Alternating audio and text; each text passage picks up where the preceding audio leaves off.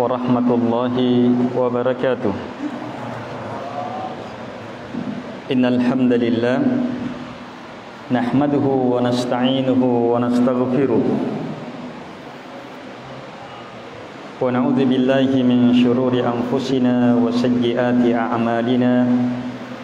Man yahdihillahu fala mudilla lahu wa man yudlil fala hadiya lahu. Wa ashhadu an la ilaha illallah wahdahu la syarika lah wa ashhadu anna Muhammadan abduhu wa rasuluh. Ya ayyuhalladzina amanu taqullaha haqqa tuqatih wa la tamutunna illa wa antum muslimun. Ya ayyuhan nasu taqu rabbakumul ladzi khalaqakum min nafsin wahidah wa khalaqa minha zawjaha wa batta minhuma rijalan katsiran wa nisaa'a wattaqullaha alladzi tasaaluna bihi wal arham innallaha kana 'alaykum raqiba. Ya ayyuhalladzina amanu taqullaha wa qulu qawlan sadida yuslih lakum a'malakum wa yaghfir lakum dhunubakum wa man yuti'illaha wa rasulahu faqad faza fawzan 'azima. Amma ba'd. Fa inna asdaqal hadithi kitabullah wa khairal hadi hadi Muhammadin sallallahu alaihi wa ala alihi wasallam wa syarrul umuri muhdatsatuha wa kullu muhdatsatin bid'ah wa kullu bid'atin dhalalah wa kullu dhalalatin finnar. Kita sungguh bersyukur kepada Allah Subhanahu wa taala yang kembali memberi kebaikan besar kepada kita untuk berada dalam majlis ilmu. Kita bersyukur kepadanya yang mempertemukan kita di rumah dari rumah Allah Subhanahu wa taala. Lebih bersyukur lagi sebab kita dipertemukan dalam bulan yang penuh berkah, penuh rahmat, penuh kebaikan, penuh ampunan, yang siang dan malamnya doa-doa mustajabah, dan di dalamnya terdapat orang-orang yang dibebaskan dari api neraka. Kita dipertemukan di dalam bulan ini, dalam suasana menegakkan ibadah yang tak tertandingi, ibadah puasa yang kata Nabi la mitlalah, tidak ada yang semisal dengan puasa. Dan kata Allah kullu amali ibni adam lah illa siyam fa innahu li wa ana ajzibi. Semua amalan anak cucu Adam untuknya kecuali puasa, maka dia murni untuk saya sendiri yang akan membalasnya. Allah mempertemukan kita dalam suasana dan kondisi yang penuh dengan kebaikan. Kita berpuasa penuh kebaikan. Kita dalam bulan Ramadan penuh kebaikan. Kita di dalam masjid penuh kebaikan.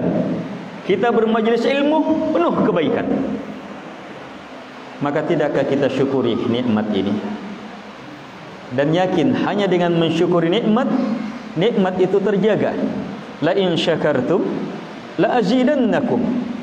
Jika kalian bersyukur, maka pasti saya akan tambah. Allah mempersyaratkan tambahan darinya hanya dengan kesyukuran. Tanpa kesyukuran tidak akan bertambah. Mari kita cermati ayat ini. La in syakartum la azidannakum. Jika kalian bersyukur, maka pasti saya akan tambah. Ayo coba kita lihat Ramadan kita tahun lalu. Ada tambahan dari tahun ini. Puasa kita tahun lalu ada tambahan dengan tahun ini. Salat kita tahun lalu ada tambahan. Kalau ada tambahan berarti ada kesyukuran. Kalau banyak tambahan berarti banyak kesyukuran kita. Kalau kurang, ya kurang kesyukuran. Kalau tidak ada tambahan, hati-hati. Mungkin kita termasuk orang-orang yang tertipu, menganggap sudah, sementara belum dan belum. Ukur diri kita, lihat diri kita dalam bulan penuh kebaikan ini dengan melihat nilai kesyukuran kita.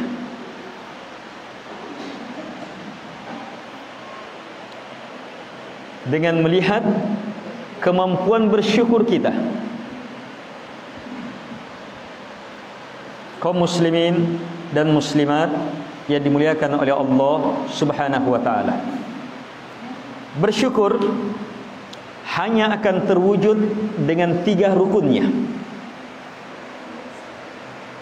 Yang pertama, syukurnya hati. Dan ini sangat mendasar. Yang kedua, syukurnya lisan, mulut.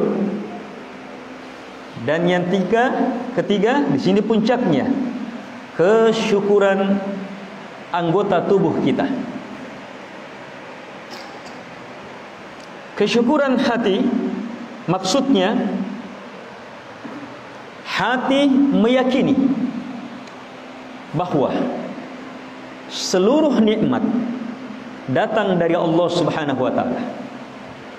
Hati tidak ragu bahwa semua nikmat, nikmat dunia atau nikmat agama, nikmat penghambaan atau nikmat hidup, nikmat makan dan minum atau nikmat semakin sihatnya rohani kita, nikmat apapun, tanda orang bersyukur, dia sangat yakin semuanya datang dari Allah Subhanahu wa taala. Kalau kita mampu melihat nikmat pada diri kita, semuanya datang dari Allah Subhanahu wa taala, maka lanjutkan dengan melihat nikmat yang ada pada orang lain juga semua datang dari Allah Subhanahu wa taala. Di sanalah akan lahir kesyukuran. Ada zikir sore, pagi dan sore yang diajarkan Nabi alaihi salatu wassalam. Karena sekarang sore saya baca untuk konteks sore. Allahumma ma amsa bi min ni'mah aw bi ahadin min khalqik faminka wahdaka la syarika lak falakal hamdu walakas syukur. Coba lihat. Ya Allah, amsayna, kami memasuki di waktu sore ini. Apa? Ma amsabi min nikmat.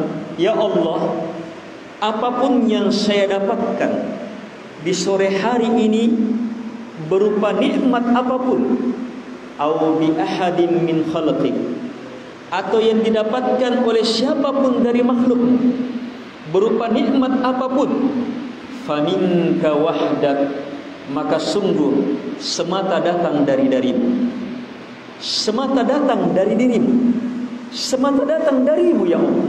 Setelah itu kita bilang falakal hamdu walakas syukur. Kalau demikian ya Allah, hanya untukmu segala pujian dan hanya untukmu segala kesyukuran. Ini zikir pagi, sore, tersusun, diawali dengan doa yang berisi pengakuan dan diakhiri dengan pernyataan alhamdulillah kepada Allah dan asyukrulillah kepada Allah. Itu memberi ilmu bahwa kalau mau benar alhamdulillahnya, mau benar bersyukurnya kepada Allah, ikuti jalurnya doa ini. Ternyata doa ini diawali dengan apa? Allahumma ya Allah, ma amsabi min ni'mah, apapun min nikmatin, berupa nikmat apapun yang saya dapatkan di sore hari ini. Terus au bi ahadin min khalqi, atau nikmat apapun yang menimpa siapapun dari makhluk. Ini pengakuan ini. Kemampuan hamba melihat nikmat pada dirinya dan kemampuan hamba melihat nikmat pada selain dirinya.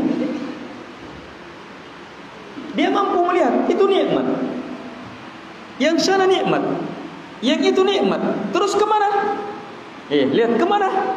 Kepada pernyataan faminka wahdaka la syarika lak, maka sungguh semua itu datang hanya darimu ya Allah, tidak ada sekutu bagimu dalam hal ini. Baru setelah itu menyusul falakal hamdu wa lakal syukur. Kalau begitu alhamdulillah ya Allah wa syukrulillah. Jadi cermati, mau bersyukur harus pandai melihat nikmat. Satu, tidak bisa bersyukur kalau orang tidak pandai melihat nikmat. Itu pun pandai melihat nikmat tidak cukup dengan melihat nikmat pada diri kita. Harus pandai pula melihat nikmat pada selain kita, pada orang tua kita, pada kakak adik kita, pada kerabat kita, pada saudara-saudara kita, pada tetangga kita, pada teman-teman kerja kita. Iya, kemampuan melihat nikmat pada yang lain itu yang menyelamatkan hamba dari hasad. Kalau orang hanya mampu melihat nikmat pada dirinya, tidak mampu melihat nikmat pada orang lain, wah bahaya. Kenapa ada hasad? Tahu jemaah hasad? Panggil apa itu hasad? Iya, di sebelah sini agak kosong ini. Paham? Lebih nyaman di sini. Bisa di sebelah sini sebagian.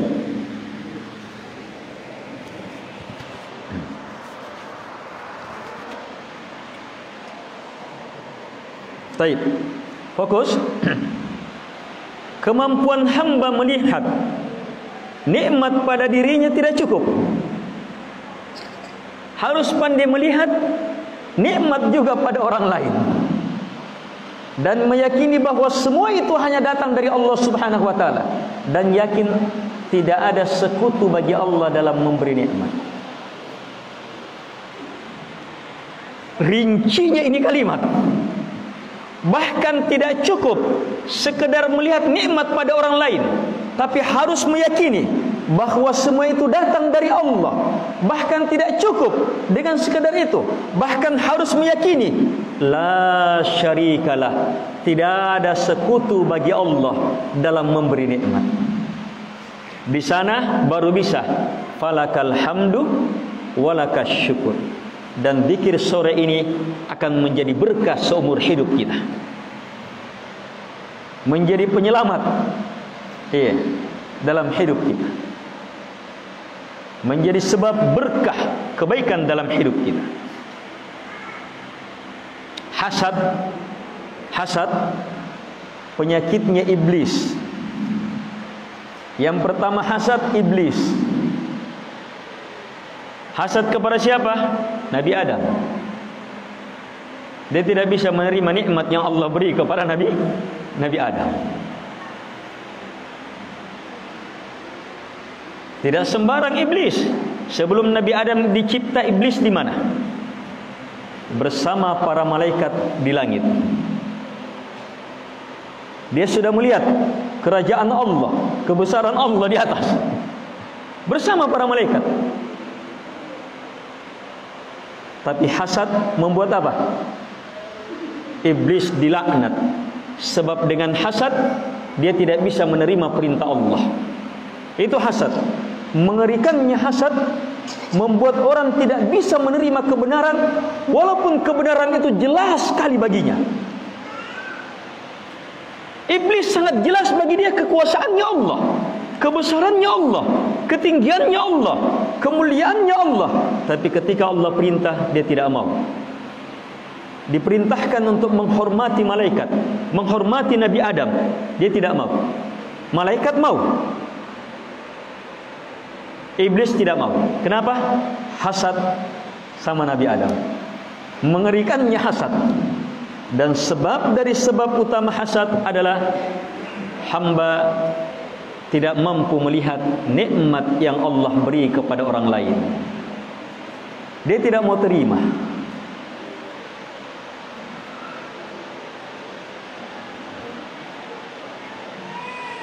Kapan kita tidak bisa terima? Oh, sudah bahaya.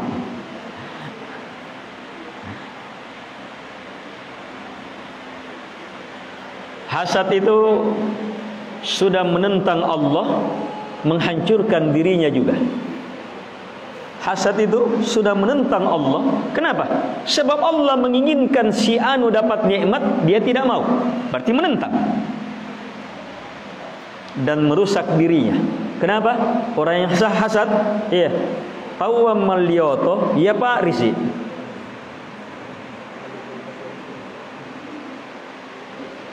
Orang berhasil usahanya, dia menderita.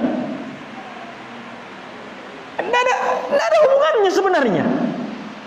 Tapi hasad merusak dirinya.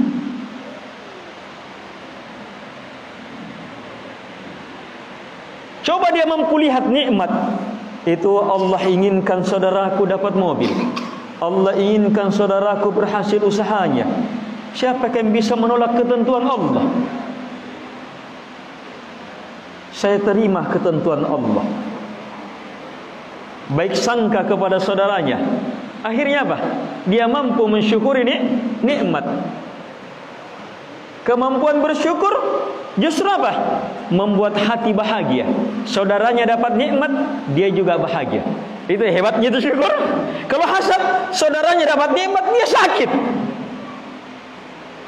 Kalau syukur, jangankan kita dapat nikmat, orang lain saja dapat nikmat, kita sudah bisa merasakan kebahagiaan. Hebatnya itu syukur. Dan tidak akan bisa kecuali harus memulai dengan cara pandang yang benar, melihat nikmat pada diri kita dan pada orang lain, dan meyakininya datang dari Allah. Jangan coba-coba menolaknya. Allah yang maha merahmati menginginkan hambanya dapat nikmat. Terima, akui, dan harus yakini tidak ada selain Allah. Allah berfirman, wa ma bikum min ni'matin faminallah. Apapun nikmat yang ada pada kalian, kecuali pasti hanya datang dari Allah Subhanahu wa ta'ala. Cobalah berpikir seperti itu. Santai, sederhana, dan sangat mudah. Semua nikmat, semua nikmat kita rasakan, dimiliki orang, fikirkan Allah yang menginginkannya, Allah merahmatinya, Allah yang menetapkannya.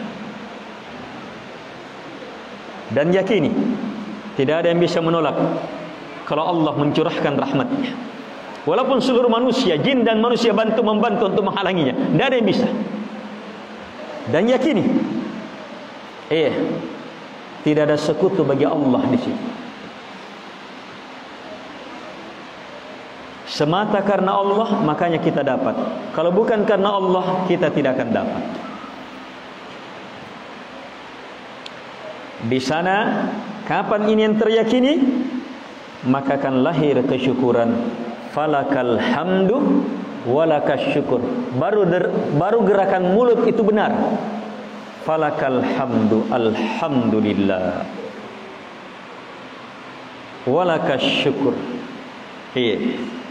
Asyukrulillah, syukur hanya milik Allah.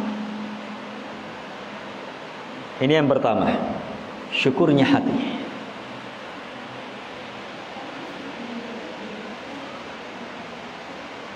Jadi hati berisi keyakinan dan kemampuan melihat. Hati berisi tidak pernah ragu bahwa nikmat hanya datang dari Allah, bukan yang lain. Hati meyakini saya dapat ini karena pengetahuan saya. Saya dapat ini karena pengalaman saya. Saya dapat ini karena modal saya. Saya dapat ini karena ini. Salah. Harusnya semata karena Allah. Kalau seandainya ilmunya seseorang, pengalamannya seseorang yang jadi sebab dia dapat rezeki, maka lihatlah kenyataan. Berapa banyak yang ilmunya lebih tinggi dari kita, pengalamannya lebih banyak, tapi justru kita lebih banyak rezekinya. Saya bukan itu yang memberi rezeki. Itu hanya sebab bukan pemberi, hanya jalur, bukan pemberi. Mau bersyukur harus yakini pemberi hanya satu, Allah Subhanahu wa taala. Harus yakini selain Allah tidak. Selain Allah tidak. Kapan kita yakini selain Allah? Iya, syirik. Ini masuk. Hati-hati pembahasan syirik. Syirik dalam kesyukuran yang bisa menyebabkan kehancuran hamba. Kita kenal Qarun. Siapa Qarun? Dia umatnya. Dia Bani Israel. Tidak ada hubungannya dengan Fir'aun. Tetapi pedagang besar, pengusaha besar, dekat dengan Fir'aun, hartanya sangat banyak. Saking banyaknya hartanya, kunci-kunci gudang harta, bukan hartanya, kunci-kuncinya saja tidak bisa dipikul oleh beberapa orang besar.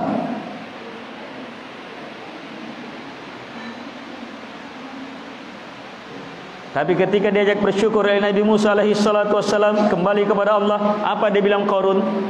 Innama utituhu ala ilmin indi. Saya diberi ini tidak lain karena ilmu saya. Hati-hati.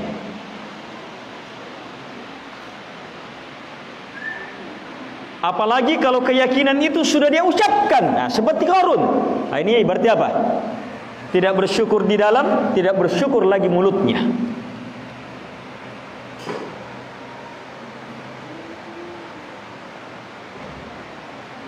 Mari jamaah. Ayo sekarang sebelum kita lanjut, yakin hidup kita Allah yang beri?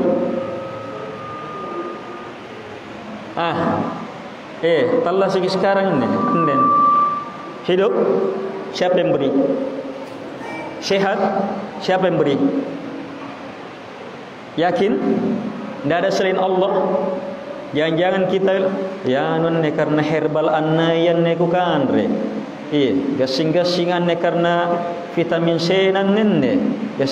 Itu sebab jangan sekali-sekali kita sekarang dalam perkara menyandarkan nikmat, bukan mau menyebut jalur sebab sehat, bukan itu pembahasan kita.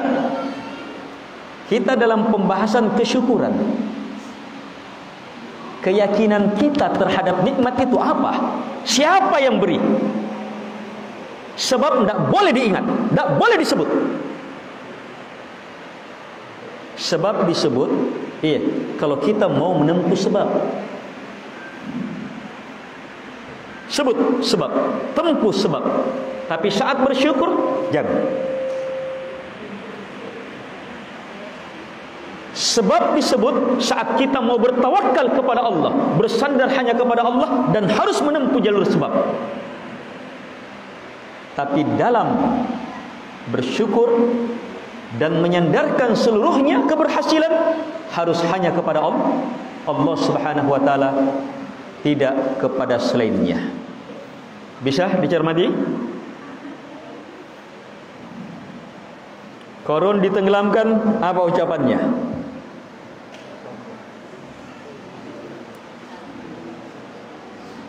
Ayo kita lanjut. Syukur yang kedua, syukurnya mulut.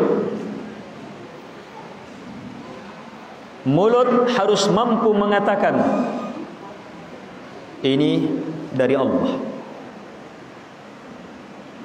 Karena yang kondensari, alhamdulillah. Panen dia, Allah yang kasih, alhamdulillah. Kalau tidak bersyukur, panen dia. Pun natiai pupu MPK anaya aite nama Quran. Pun natena ku semprot ki an ai itu tidak bersyukur. Sebab posisi sekarang bukan posisi mencari sebab, kan sudah selesai. Posisi sekarang posisi bersyukur. Jangan sebut-sebut. Kalau kita sebut ayan ne pupukan ne, itu hati langsung tidak membesarkan Allah, itu otomatis itu. Tidak bisa bersyukur itu. Kontak itu. Tapi kalau langsung dia sebut, iya, dia tahu hebatnya usahanya, pengalamannya, apanya, semuanya, pupuk, dia ingat semua itu. Tapi begitu berhasil yang dia ingat, alhamdulillah. Itu langsung kontak itu. Itu syukur jemaah. Dan dia yakin tidak ada selain Allah. Sehingga mulutnya apa? Bukan sekedar alhamdulillah wa syukrillah. Mulutnya bukan hanya sekedar ini datang dari Allah, ini nikmat dari Allah, ini rahmat dari Allah. Bukan sekedar itu. Bacaan Qur'annya itu syukurnya. Zikir-zikirnya itu syukurnya. Doa-doanya adalah syukurnya. Istighfarnya adalah syukurnya. Semua amalan mulut perwujudan syukurnya, pujiannya kepada Allah Subhanahu wa taala.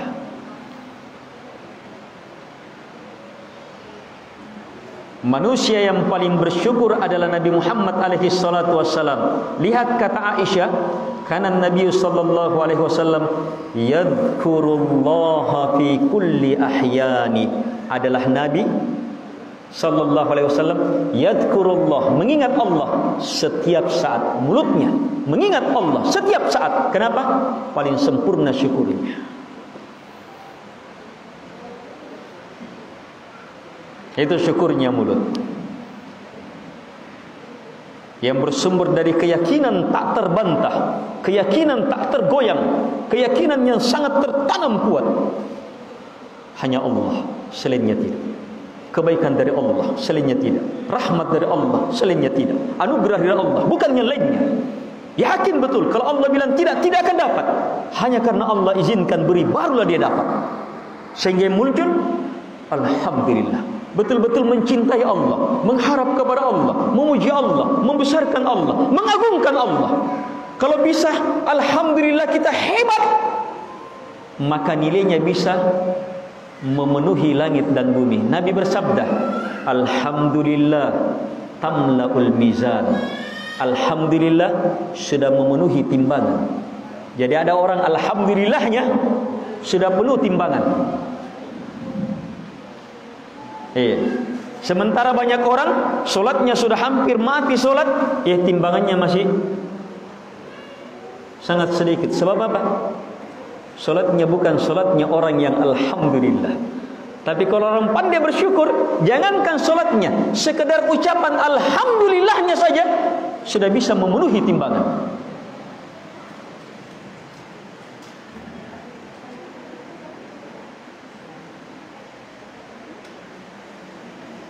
Waspadai mulut kita, keyakinan kita ada selain Allah. Menyebut selain Allah dalam penyandaran nikmat syirik. Abdullah ibnu Abbas, sepupu Nabi, manusia istimewa, didoakan khusus oleh Nabi supaya diberi kedalaman ilmu, kepahaman hebat, dan diberi kemampuan menafsirkan Al-Quran sedalam-dalamnya. Doa khusus dari Nabi, dan memang doa itu berhasil. Beliau menafsirkan firman Allah Subhanahu wa taala, "Fala taj'alu lillahi andada." Jangan sekali-sekali kalian menjadikan tandingan-tandingan untuk Allah. Ayat ini lafadznya untuk syirik akbar.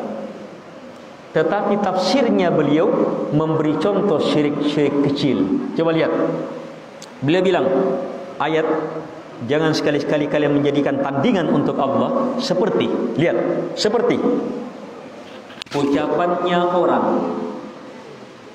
seandainya bukan anjing kecilnya atau kucingnya si anu, saya sudah kecurian.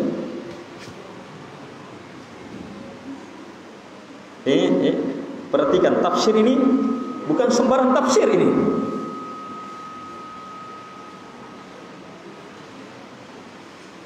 Bangi atin roti. Le bagi Pak Jeko, ay nyaman natin ruah. Ada serangan malam. Ninja malam-malam. Mulai mencongkel. Tapi niya kongkong na tetangga ya. Apa kongkong cerewet. Begitu lihat orang yang tidak pernah dilihat menggonggong terus. Kita terbangun. Begitu terbangun nyalakan lampu, terdengar suara. Orang melompat. Ternyata pencuri. Alhamdulillah. Belum sempat masuk. Tapi bukan alhamdulillah dia bilang. Besoknya dia bilang, seandainya bukan anjingnya Yanu, ai anrasa. Ini syirik. Syirik, hati-hati. Syirik itu lebih besar daripada dosa besar. Lebih besar daripada minuman khamar. Dan semua dosa besar selain syirik. Syirik kecil lebih besar dari semua dosa besar. Hati-hati, jangan sepelekan. Ini tafsirnya langsung Abdullah bin Abbas mengingatkan umat syirik yang disepelekan umat. Naik perahu atau naik mobil, sampai selamat. Seandainya bukan anu yang sopir saja. Kalau bukan anu yang sopir sudah kita bisa anu sudah. Kalau bukan anu yang nahkodai di kapal kita sudah syirik. Sebab apa? Saat sampai itu apa? Saat orang sampai itu apa? Posisi mau menyebut nikmat harus hanya Allah yang disebut. Sebab tidak boleh. Bilang alhamdulillah. Kapan saat seperti itu yang dia ingat alhamdulillah? Itu kesyukuran itu. Hebat itu syukurnya. Bisa? Ini hati dan mulut. Yang terakhir puncaknya. Puncak syukur menggunakan seluruh anggota tubuh dan semua nikmat untuk semakin dekat kepada Allah Subhanahu wa taala. Untuk menjadi hamba Allah Subhanahu wa taala. Siapa yang mampu mewujudkan itu, di sana dia akan merasakan hakikat ibadah. Dia akan merasakan hakikat ibadah. Ibadah yang terhebat, yang paling mendalam, yang paling nikmat adalah ibadahnya orang yang bersyukur.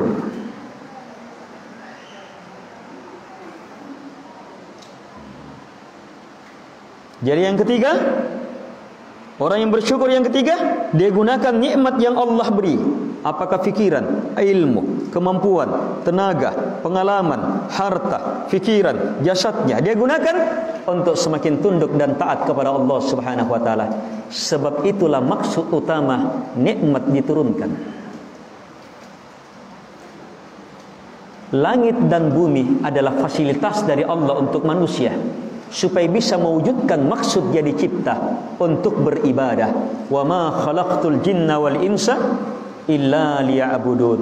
Saya tidak mencipta jin dan manusia kecuali hanya untuk beribadah. Supaya bisa beribadah, Allah turunkan, hamparkan, curahkan beragam nikmat. Allah cipta bumi menjadi fasilitas dengan beragam kenikmatannya. Langit jadi nikmat, matahari, semuanya Allah cipta untuk manusia supaya bisa mewujudkan ini. Jadi manusia itu poros. Maksud utama kenapa ada ini semua. Dan manusia dan jin diadakan untuk apa? Untuk beribadah. Jadi semua nikmat guna lahirnya ibadah. Disitulah lahir penghambaan yang sebenarnya, penghambaan orang-orang yang bersyukur. Siapa yang ibadahnya karena kesyukuran kepada Allah, maka itulah ibadah yang sebenarnya. Dan ibadah yang seperti itu yang akan terus bertambah, semakin hebat, bisa bertahan. Ibadah yang seperti itu adalah ibadah yang paling nikmat. Mau berpuasa nikmat, syukuri itu puasa. Syukuri itu puasa. Lihat dia sebagai nikmat. Semakin mampu kita lihat nikmat puasa, Allah bisa. La ilaha illallah. Lihat jamaah. Berapa banyak saudara kita dah sempat bertemu Ramadan.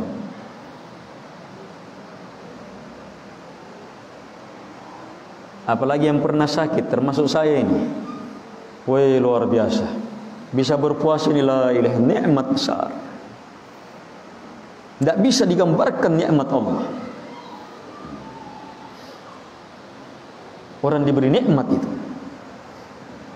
semakin mampu hamba melihat nikmat berpuasa, semakin enak itu berpuasa. Sangat nyaman untuk puasa ya. Tapi kalau dia melihat puasa, anu tahu cipur, anu tahu warere, anu tahu wadodo gitu, tambah dodo min. Tapi kalau dia lihat puasa nikmat, tidak sembarang. Orang berpuasa dikhususkan oleh Allah pembalasannya. Orang berpuasa masuk surganya pintunya pintu khusus. Orang berpuasa adalah orang yang paling berbahagia nanti saat berbuka dan di akhirat. Orang berpuasa dia ingat semua nikmat. Akan hebat puasa. Coba cermati jamaah. Ada dua orang bersahabat di zamannya Nabi. Islamnya sama-sama Islamnya, beragamanya sama-sama hebatnya, berjamaah puasa berjihad, sama-sama berjihad, berimbang terus ini dua orang bersaudara ini, bersahabat ini. Tapi Allah takdirkan yang pertama meninggal sebagai mujahid, syahid di jalan Allah, dan pahalanya orang yang syahid, la ilaha illallah, besarnya luar biasa. Meninggal. Yang kedua belum meninggal, masih diberi umur, dapat satu kali lagi Ramadan, masih diberi kesempatan satu kali bertemu Ramadan. Setelah itu meninggalnya biasa-biasa saja, di tempat tidur saja. Tapi sahabat Abu Talha atau yang lain bermimpi melihat dua sahabat ini ternyata yang disuruh masuk ke dalam surga yang terakhir meninggal, yang matinya biasa-biasa saja. Baru kemudian sahabatnya yang mati syahid. Sahabat Abu Talha yang memahami hebatnya itu mati syahid, dia gelisah, ngapa kulle? Langsung datang kepada Nabi, tanya, ya Rasulullah, saya bermimpi begini dan begini. Nabi membenarkan, ini mimpi benar ini. Beliau tanya, kenapa? Lihat kata Nabi, ini bahasa saya, reken-rekengi, siapa sembayanna? Ini masih ada 1 tahun dia. Ayo berapa kali sholat dia? Kemudian Nabi bilang itu, dia masih dapat puasa 1 kali lagi. Ramadan 1 kali, jadi penentu. Bisa? Hebatnya itu Ramadan itu. Bersama dengan Ramadan luar biasa, nikmat besar. Bisa menjadi pembeda yang sangat besar. Kalau orang pahami di nikmat, maka mudah itu berpuasa. Hanya mau memahaminya nikmat, mulai dari apa? Ayo. Harus gunakan fikiran, oh Allah yang beri makanya saya sehat, Allah yang beri makanya saya mampu, Allah yang beri makanya saya bisa bangun, Allah yang beri makanya saya bisa memahami ini, Allah yang beri makanya saya bisa cinta, Allah yang beri maka menunya mudah bagi saya. Semuanya, apalagi dia mampu merasakan nikmatnya ini berpuasa sebagai anugerah dari Allah. Dia juga yakin bahwa kemampuan dia merasakan ini adalah nikmat Allah yang beri, ditambah lagi oleh Allah, dia syukuri lagi, ditambah oleh Allah, dia syukuri lagi, ditambah oleh Allah. Makanya orang bersyukur itu adalah orang yang paling banyak pahalanya. Sebab Allah sudah pastikan, la in syakartum, pasti saya tambah. Jadi cukup syukuri nikmat, gunakan, pasti ditambah. Ada tambahan, syukuri lagi, pasti ditambah. Ada tambah, terus.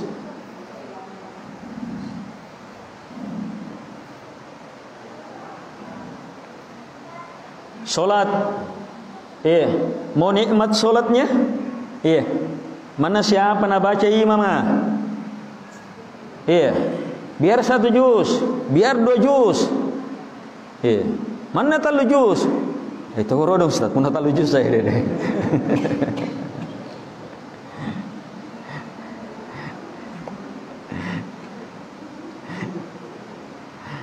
Subhanallah.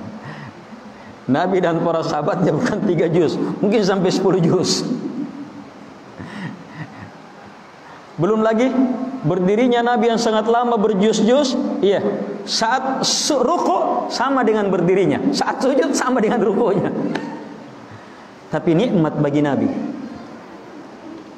mampu merasakan nikmat. Kalau dia sudah rasakan nikmat itu sudah, gangguan itu tidak menjadi masalah.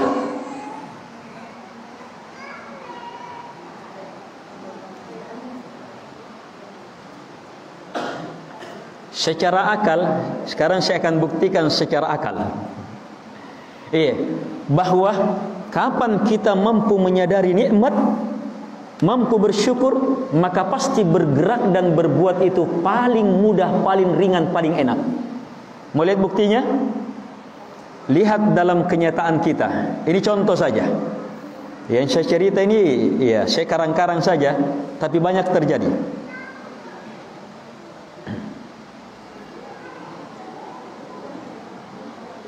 Denggasing, pegawai, gaji bulanan 4 juta, alhamdulillah.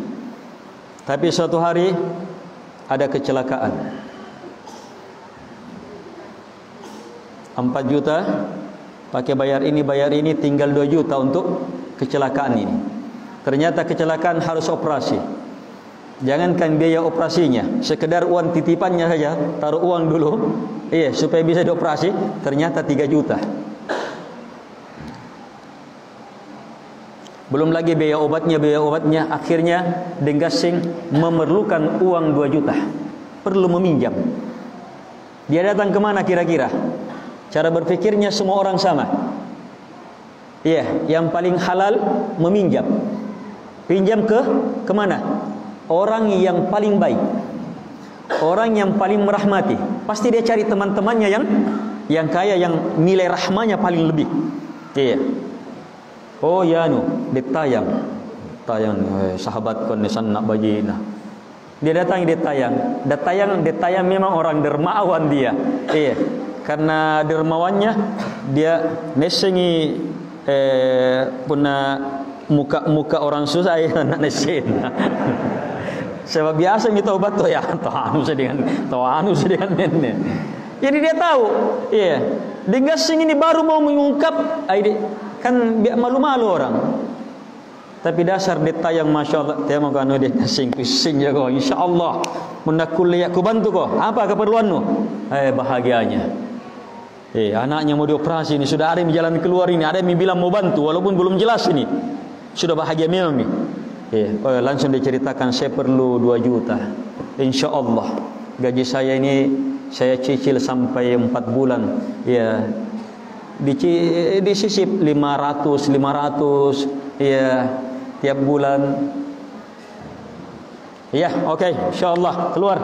Dia bawa, dia hitung, dia minta 2 juta, dia hitung 1 2 juta, hitung 2 juta. Enggak menilai binen nih, saya 3 juta. Ditayang. 2 juta je. Dia bilang dia tayang, iya, 1 jutanya fatwaku mengeri anak-anak. Bahagia?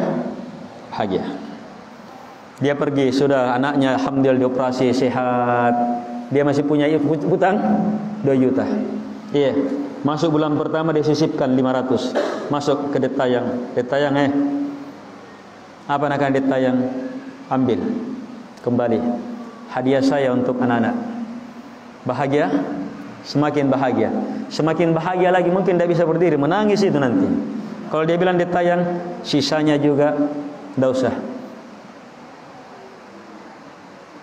Ini kondisi orang mampu merasakan nikmatnya orang, kebaikannya orang. Maka saat seperti itu saya tanya, kalau dia tayang panggil dengasing, mengiron ribala, atan nanti indah, ni acaran nih, riba ki. Dia tidak tunggu kapan, langsung itu, ambil no. Itu akan menjadi pekerjaan paling mudah, paling gampang, paling nikmat, paling enak. Kenapa? Dia dalam posisi menyadari nikmat. Cobalah solat seperti itu kepada Allah Subhanahu wa ta'ala. Itu hamba yang bersyukur. Ini nikmatnya ditayang tidak ada artinya. Nikmat yang Allah beri kepada kita, wa in ta'uddu ni'matallahi la tuhsuha. Jika kalian hitung-hitung nikmat Allah, kalian tidak akan mampu membilangnya. Syukuri jamaah nikmat ini. Apalagi nikmat berpuasa, nikmat solat, nikmat beribadah, nikmat bermajlis ilmu, nikmat berjamaah, nikmat kesehatan, nikmat membaca Al-Quran. Dan jangan lupa nikmat, kalau yang masih punya orang tua itu nikmat besar. Ramadan itu nikmat besar, tapi punya orang tua itu nikmat besar yang disamakan dengan Ramadan. Kenapa saya bilang disamakan Ramadan? Iya, sering kita dengar hadis naik tangga Nabi di mimbarnya. Tangga pertama Nabi bilang amin, terima ya Allah. Tangga kedua amin, terima ya Allah. Tangga ketiga amin. Turunnya Nabi ditanya, ya Rasulullah, kenapa ada amin-amin naik tangga ini? Amin, ya, kepala doang kita tahu amin. Ini kenapa naik tangga? Kata Nabi tadi Jibril datang bilang, celaka ya Muhammad. Orang yang Ramadan datang, kemudian Ramadan berlalu, tapi dosanya tidak diampuni. Nikmat besar datang, tapi tidak berhasil dia gunakan nikmat ini untuk mendapatkan ampunan. Doakan amin. Nabi pun bilang amin. Kalau Jibril yang mendoakan dan Nabi Muhammad yang aminkan, bisa selamat tidak? Yang kedua itu tadi, celaka orang yang diberi kesempatan berjumpa dengan kedua orang tuanya sudah tua, atau satu dari keduanya, tapi tidak berhasil meraih surga dengan kesempatan itu. Tidak berhasil meraih surga dengan kesempatan itu. Doakan celakanya. Nabi bilang amin, celaka. Pasti celaka. Sebab nikmat besar masih ada orang tua kita. Apalagi dalam bulan Ramadan. Yang ketiga, celaka. Orang yang apa? Orang yang disebut namamu di sisinya, kemudian dia tidak bersalawat. Nabi pun mengatakan amin. Karena itu disebut nama Nabi Muhammad sallallahu alaihi wasallam. Sallallahu. Yang singkat saja, sallallahu alaihi wasallam. Lagi pula, kalau kita bersalawat maka apa?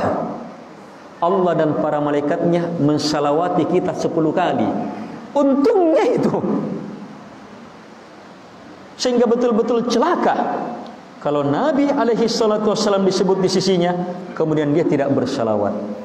Makanya ahli hadis adalah manusia yang paling banyak pahalanya, sebab mereka adalah manusia yang paling banyak salawatnya kepada Nabi alaihi salatu wassalam.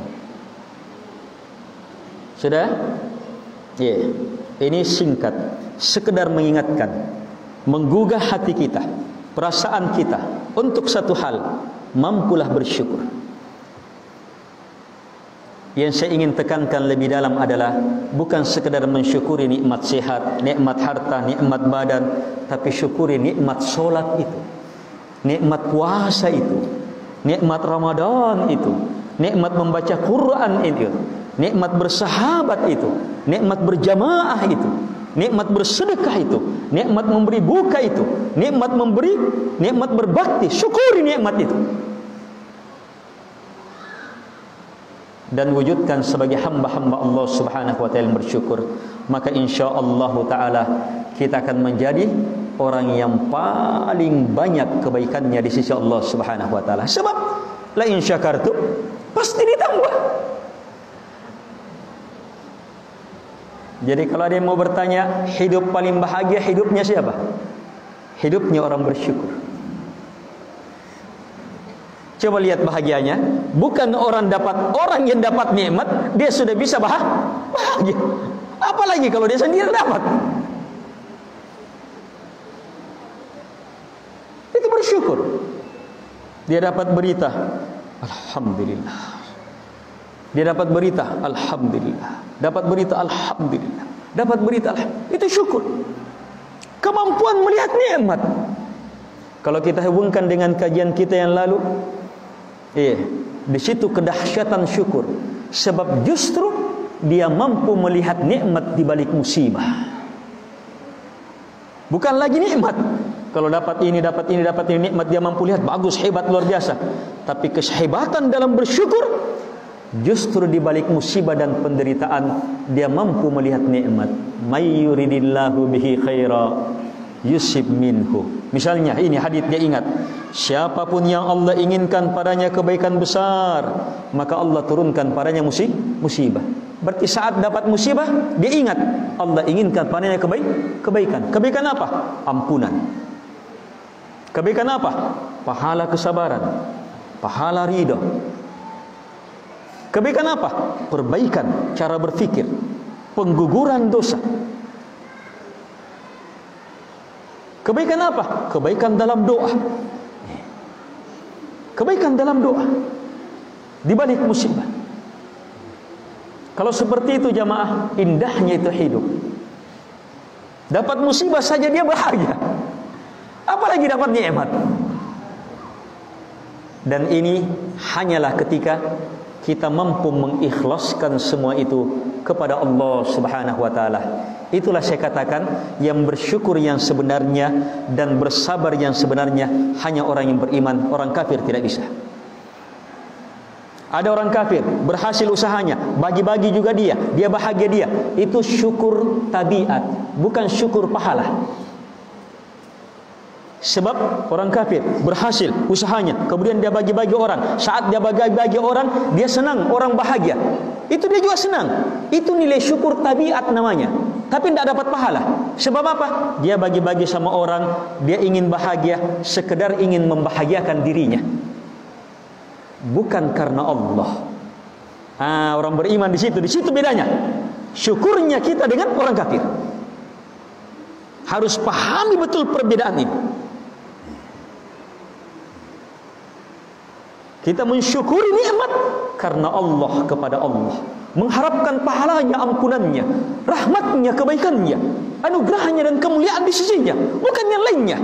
Walaupun secara tabiat hati kita bahagia. Itu tabiat, otomatis itu.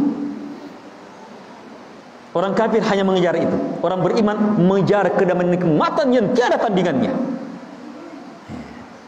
Kebahagiaan ini akan semakin sempurna di alam barzah, di alam kubur, dan sempurna tiada tandingannya di negeri akhirat. Itulah hakikat hidup orang yang beriman, hamba-hamba Allah Subhanahu wa taala. Semoga peringatan singkat ini mengingatkan kita bahwa kita betul-betul di atas nikmat besar, di atas kebaikan besar, di atas agama yang tiada tandingannya. Dan semoga dengan kemampuan bersyukur ini kita bisa gunakan untuk semakin memperhebat pahala, meraih kebaikan di akhir Ramadan ini. Saya tutup dengan mengingatkan diri saya dan kepada jamaah hadits Nabi alaihi salatu wassalam dari Aisyah radhiyallahu anha. Kana Nabi sallallahu alaihi wasallam idza dakhala fil ashril awakhir shadda mi'zara wa ahya lailah. Adalah Nabi alaihi salatu wassalam, ketika sudah masuk 10 terakhir. Sekarang berapa? Puasa keberapa sekarang? Saya lupa. 17. Sebentar 18.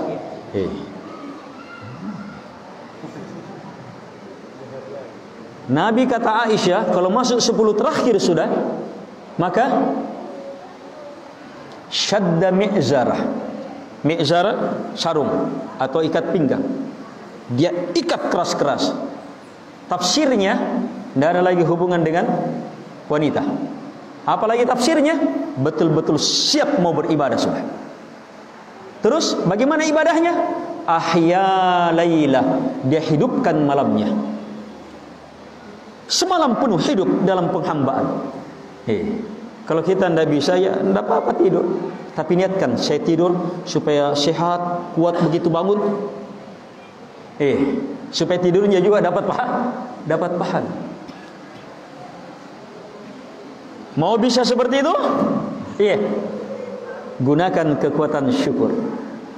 Ingat, berjumpa 10 terakhir, nikmat tiada tandingannya. Bisa berpuasa di situ, berarti kita diberi nikmat tiada tandingannya. Bisa solat di situ, berarti diberi nikmat tiada tandingannya. Bisa bangun malam, berarti nikmat tiada tandingannya. Bisa berzikir, nikmat tiada tandingannya. Bisa membaca Al-Quran, nikmat tiada tandingannya. Bisa beristighfar, berdoa dan beragam kebaikan, itu nikmat tiada tandingannya. Perbanyak. Ramadan akan meninggalkan kita sudah. Tamu tiada tandingannya ini akan meninggalkan kita. Harus kekuatannya adalah syukur. Syukuri. Alhamdulillah ya Allah, alhamdulillah. Syukuri. Gunakan syukur itu, pasti ditambah.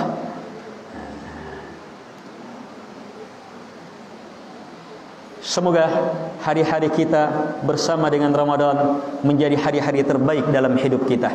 Dan semoga Ramadan tahun ini menjadi Ramadan yang paling membahagiakan kita di hari akhirat. Dan semoga Ramadan tahun ini menjadi kekuatan bagi kita untuk membuat niat dan tekad, insyaallah Ramadan tahun depan saya akan lebih baik. Karena itu saya akan memanfaatkan yang dan Ramadan tahun depannya lagi saya pasti akan lebih baik insyaallah taala. Bahkan Ramadan tahun sampai dia berniat berapapun umur yang Allah beri, pasti Ramadan selanjutnya akan lebih baik. Yang seperti ini niatnya orang yang bersyukur, kalau dia meninggal setelah Ramadan ini, maka dia sudah dapat pahala Ramadan yang dia niatkan itu. Inilah kehebatan niatnya orang yang bersyukur. Belum dia lakukan sudah dapat pahala. Bisa dicermati? Ini penutup. Niat ini. Bertekad kuat. Jangan berpikir saya nak kurasan rumah malam tahun depan aku taingan Ramadan tahun depan insyaallah. Selanjutnya lagi tanpa batas. Semakin hebat tanpa batas, kita meninggal maka dianggap sudah dapat. Innamal a'malu binniyat. Semua amalan dengan niat. Wa innamal likulli imri'in ma nawa. Setiap orang hanya akan memperoleh sesuai dengan niatnya. Ini hanya ada untuk kaum muslimin. Selain kaum muslimin tidak ada amalan hebat ini. Semoga bermanfaat. Lebih dan kurangnya mohon dimaafkan. Hadanallahu wa iyyakum ajma'in. Subhanakallahumma bihamdik asyhadu an la ilaha illa anta astaghfiruka wa atubu ilaik. Tak lupa saya ingatkan, menjelang buka puasa, doa spesial ampunan khusus untuk orang-orang yang berpuasa. Manfaatkan, perbanyak doa dan beristighfar, serta memohon dijadikan orang-orang yang dibebaskan dari api neraka. Wassalamualaikum warahmatullahi wabarakatuh.